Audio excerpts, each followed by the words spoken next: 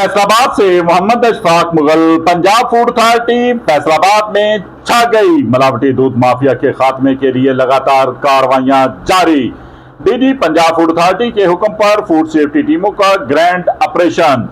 322 milk shops की checking, 2 दुकानें बंद, 2 के खिलाफ मुकदमा दर्ज। शहरी खुश।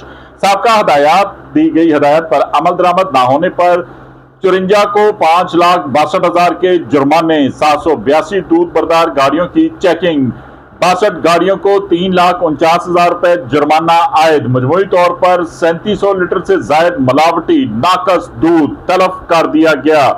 जाली और मुद्रे से दूधनुमा महलूल सप्लाई करने वाली गाड़ी पर मुकदमा भी दर्ज कर दिया गया। नाकाबंदियों दुकानों से 3 लाख लीटर से जायद दूध का मुआयना भी कर लिया गया।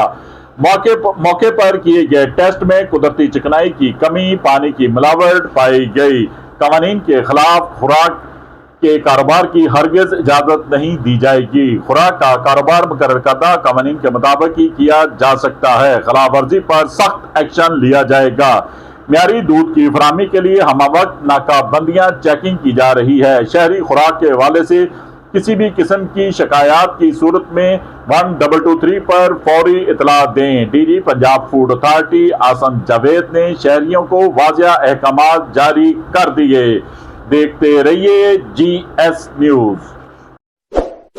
इस वीडियो को लाइक करें, हमारे चैनल को सब्सक्राइब कर बेल आइकन जरूर प्रेस करें